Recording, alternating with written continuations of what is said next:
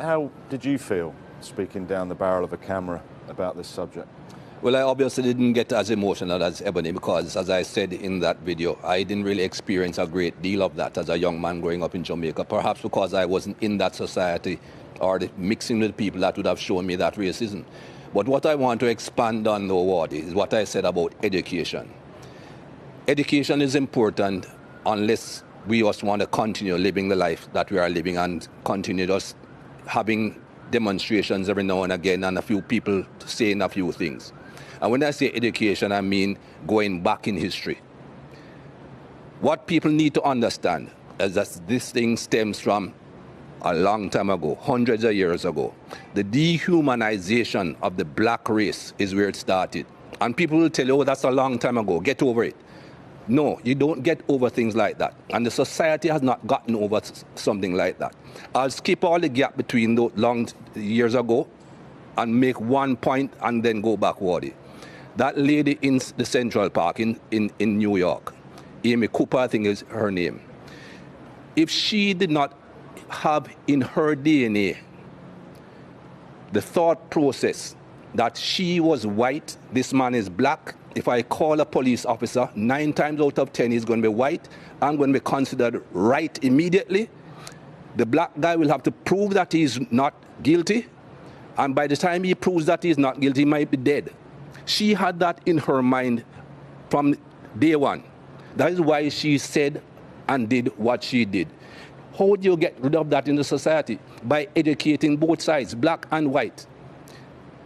I hear people talking about brainwashing.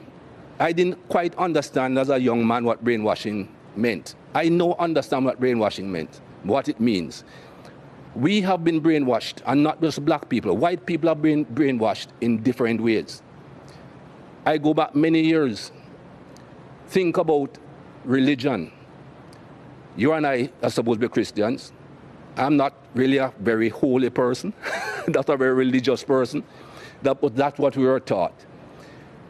Look at Jesus Christ, the image that they give you of Jesus Christ. Pale skin, blonde hair, blue eyes. Where Jesus came from, who in that part of the world looks that way? But again, that's the brainwashing to show you this is what perfection is. This is what the image of perfection is. If you look at any plays of those days, Judas, who betrayed Jesus, he's a black man. Again, brainwashing people into think, oh, he's a black man. He's the bad man. Go through history, Wardy. These lights that are shining on us. You can tell me who invented the light bulb, right? Thomas Edison, right? Everybody knows Thomas Edison invented the light bulb. Thomas Edison invented a light bulb with a paper filament. It burnt out in no time at all. Can you tell me who invented the filament that makes these lights shine throughout? Nobody knows, because he's a black man. It was not taught in schools. Lewis Howard Latimer invented the carbon filament to allow lights to continuously shine. Who knows that? Everything should be taught. When you go back through the schooling as a young man, I remember my school days. I was never taught anything good about black people. And you cannot have a society that is brought up like that, both white and black, that only teach what's convenient to the teacher. History is written by the conqueror, not by those that are conquered. History is written by the people who do the harm, not by the people who get harmed. And we need to go back and teach both sides of history. And until we do that and educate the entire human race, this thing will not stop.